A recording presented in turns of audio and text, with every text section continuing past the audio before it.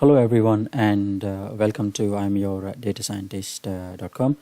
This is my third tutorial on k-means clustering, k nearest neighbor, and this time I'm going to look at a data set which is online available. It's called Viscogni's breast cancer diagnosis data set. It is available from UCI machine learning repository. And I will be also this, as you can see, I've already copied that data set here. So what we want to find out is whether cancer tumor is malignant or malignant. So we'll be looking at the malignant and benign. So further ado, let's try and do a tutorial, try and follow this code I've already done. Just clearing the memory, giving it fresh RAM, and assigning the calling the dataset itself, and the structure. Looking at the structure, you can see it's got quite a few variables. It's got about 569 observations, 32 columns of variables, and what we want to do is we want ID to be removed. ID is just a sequential number, I think, and we don't want to take that into account when clustering the data. So what I'm saying is, from this data set, minus the first index, so first column. So that, and if I was to remember, before it was 32 columns, 32 variables. So now after doing this, if I was to run that, it should only have 31 columns. So there you go, 31 variables.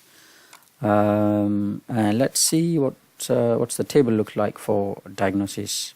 How many rows and how many columns are there? So within our data sets, we've got about 569 observations, and within that we've got about 357 are malignant and 212 malignant data. So let's click summary of a radius mean. So you can see for the variable radius mean, the minimum is about 6.7.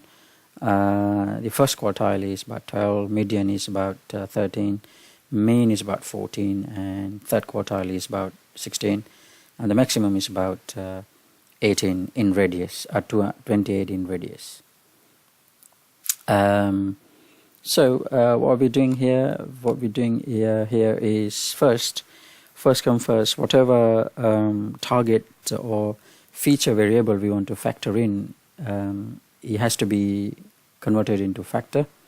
So for example, in this case, we want the diagnosis variable we want to predict, or we want to classify it. So we want to convert that into factor. Then we will be renaming them. So B equals benignant and M equals malignant. So let's do that.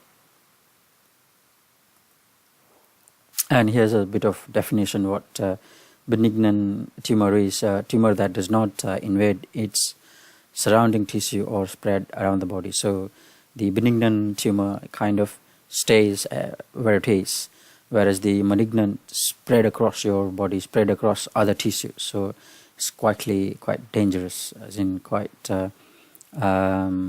probably need urgent attention. So in this code, what I'm doing is I'm calculating percentage of diagnosis type, so whether it's benignant or malignant. So in our data set, we got about 62.7% benignant cancer tumor, and about 37% is malignant tumor. And let's have a look at summary of a couple of tables. So looking at radius mean, area mean, and smoothness side by side, you can see it's quite problematic in terms of when it comes to values, calculating distance from K and N, and it's quite heavily dependent upon the measurement scale of the features, since smoothness ranges from, you can see, from 0.05 to 0.16, and the area ranges from 143 to 2501. The impact is going to be much larger than smoothness in the distance calculation. So this could potentially cause problem for our classifier. So let's apply normalization to rescale the feature to standardized range of values. So when you apply normalization, so what it does is it gives a data set value from 0 to 1. So let's have a look how do you do that. So first we need to create a function called normalize. You can rename it, but this is the formula to calculate normalization. You can Google it, what's normalization functions or formula looks like. So here I'm just giving an example. After creating that normalization function, I'm applying that normalization function. So you can see within this data set, so data set is from 1 to 6. The first one gives it's about 0.0, then second is about 2 up to 1.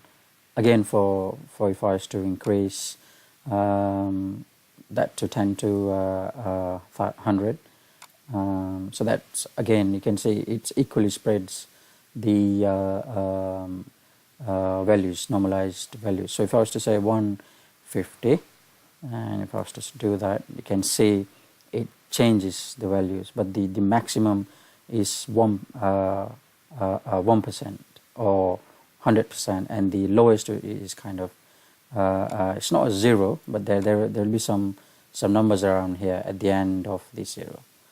So how many zeros? 1, 2, 3, 4, 5, 6, 7, 8 after 8 zeros. So again, normalization is just to kind of compacting your data into from 0, ranging from 0 to 1. So you get a nice smooth bell curved normalized graph. You see what I mean? Let's have a look KNN structure now. So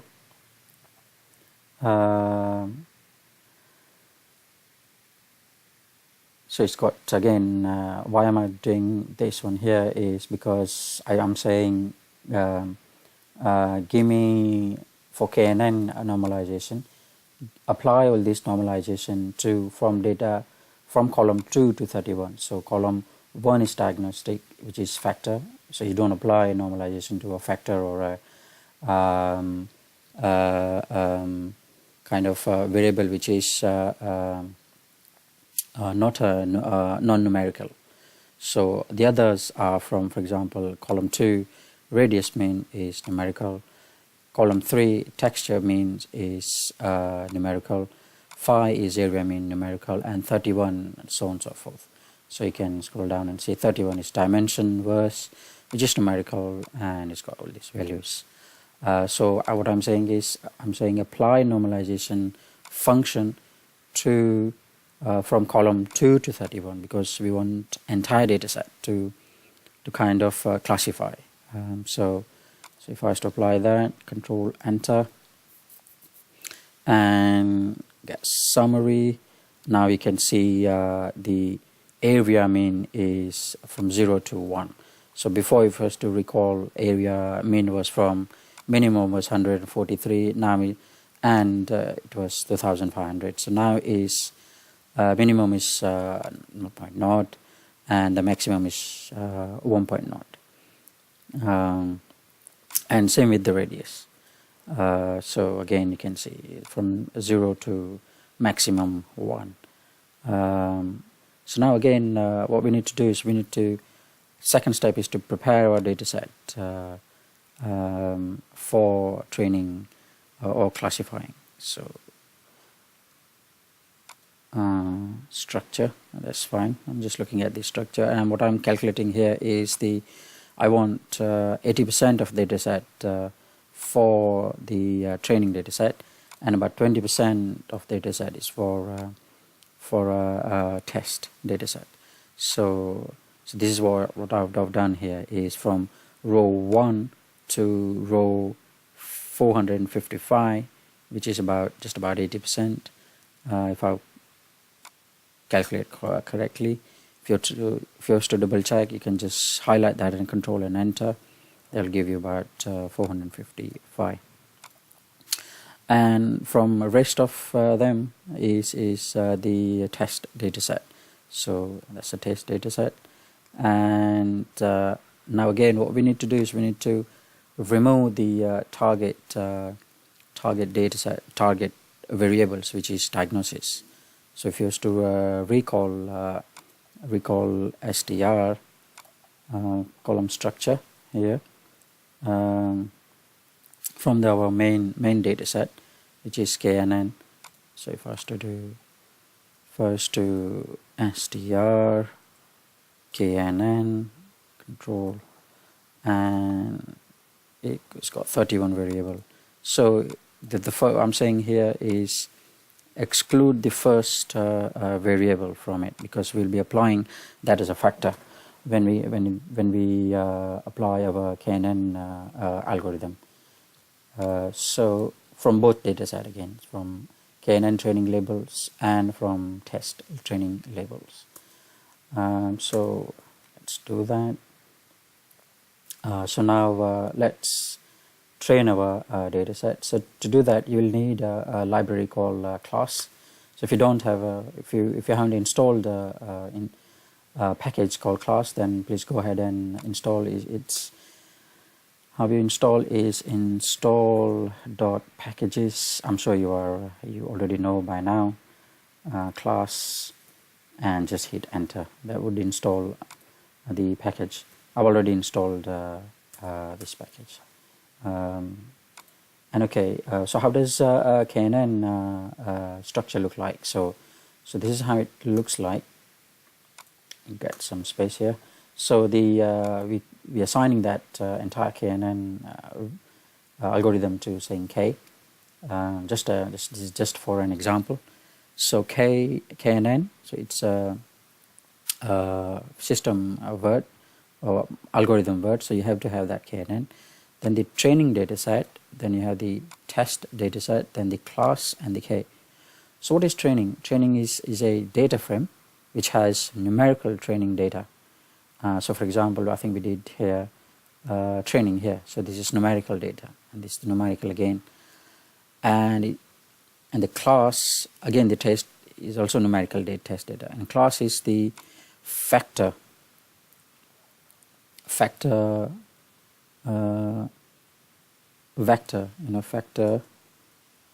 factor vector, which the class for each row in the training data set.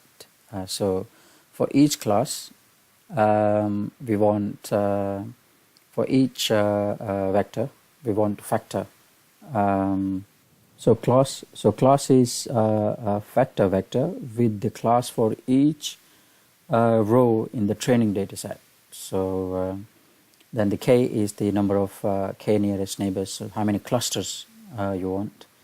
So this is again we had, so we need, this is kind of reserved word, training and test. So reserved word training, and the training data set we had created variables. And if we predict about 72 are benignant and 42 are malignant. And to further evaluate the model, we create. You'll need this package called Gmodels. So you can do cross tabular model. So this is how it looks like. So when you run, so let me give you a bit of explanation what is it and how it looks like and how to interpret. So when we summarized this KNN test prediction, it gave us these numbers. So malignant 72 and malignant 42. So you'll be seeing here, like for just saying, give me a prediction on top and the actual values on your left. So by saying actual no and actual yes, and this is the prediction no prediction, and predicted yes. So how do you, what we're saying is you can see the cell percentages in the table indicates the proportion of value that falls into 4 categories. So top left cell indicates true to negative. That's true negative. So TN sometimes it calls, and it has value of about 70%. So 70 out of 114 values are cases where the mass was benignant, and the KNN algorithm correctly identified it as such. And the bottom right cell, which is true positive, bottom right here, bottom and right here, true positive results, whereas where the classifier and the clinically determined label agrees that the mass is malignant. So this is true positive. So it's saying it's truly identified malignant. About 42 points, or a total of 42 out of 140 predictions. These are the true predictions for malignant, and for benignant about 70% true predictions, true negative and true positive. The other side is about it says false negative about 2%, and there's no false positive within this range. But the one problem with this is that if you recall function, normalization function, which has minimum and maximum values here. Usually KNN uses normalization traditionally. It is used for KNN classifications, but it may not be always be the most appropriate way to rescale feature, since the z-score or z-score, a standardized value, have no predefined minimum and maximum. Extreme values are not compared towards the center. So if you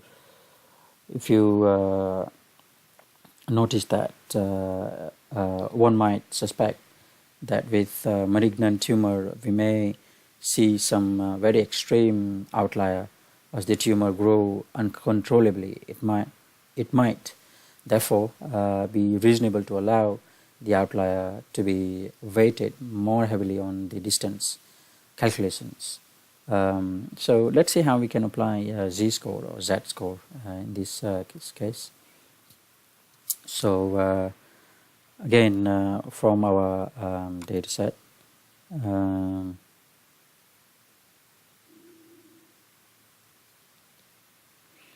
from our data set, we need to remove the first column, because it's a factor we'll be factoring in, and just apply that to our data set, training and test data set. Apply same thing to z-score to KNN, and this time I'm saying k k equals 21. Library, cross tabular. Okay, let's see if we get any, if there is any difference. So again, notice that this is blinked and it identified about 70 out of 114. What was it before? Before was again 70. And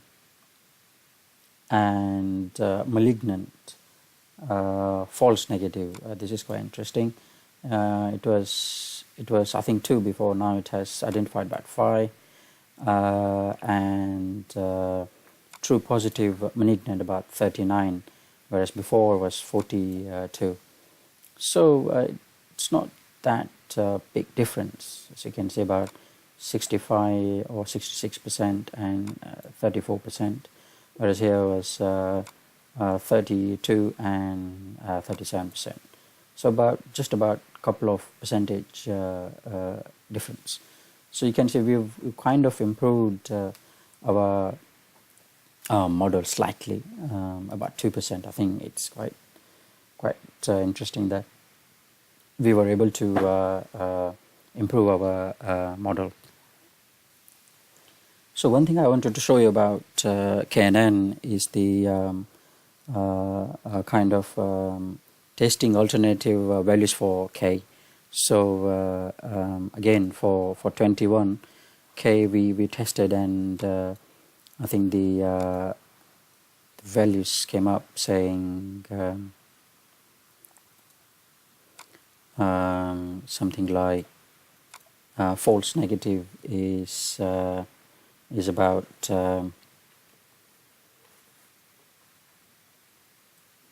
false negative is about 5, and false positive is 0. False positive is here, and the incorrect classification. If I drag that back in,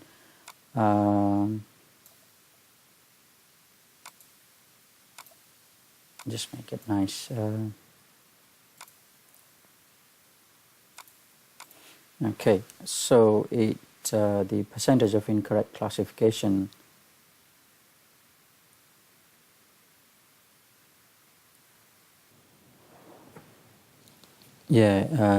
incorrect classification is about 5. Let's change to say k equals say 2.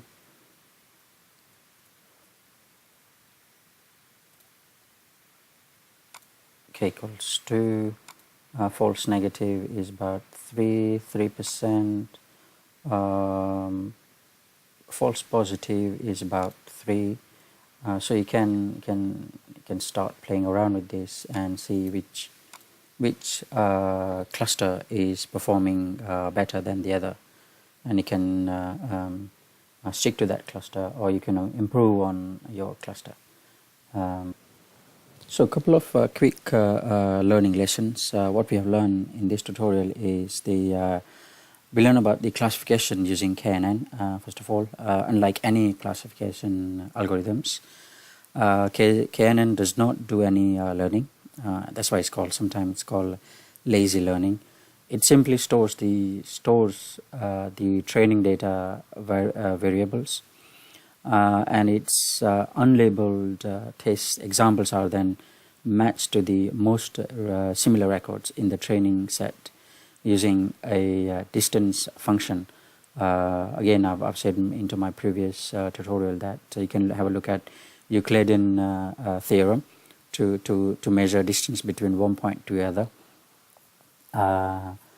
Then what it does is then it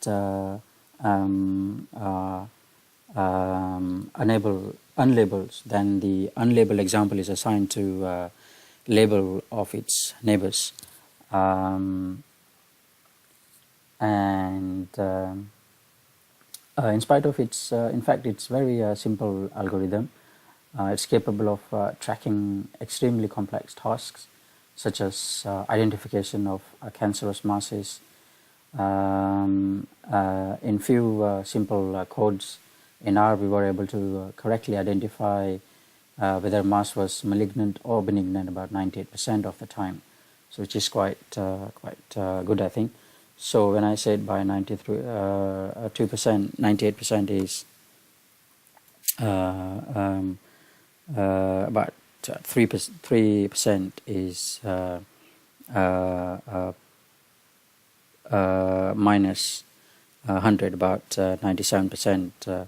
We were able to identify whether the malignant or malignant, so which is quite good, I think, in terms of KNN clustering. Thank you for watching this video. I think I hope you have enjoyed this video, and hope you were enjoying my channel. I'm your data scientist YouTube channel. If you have any requests on any other algorithm, please do let me know. If you like it or if you dislike, what do you think I should improve on, so on and so forth. Please do let me know, and I can try and improve some machine learning. So this is Yogesh signing off. I'm your datascientist.com. Thank you very much, and see you soon.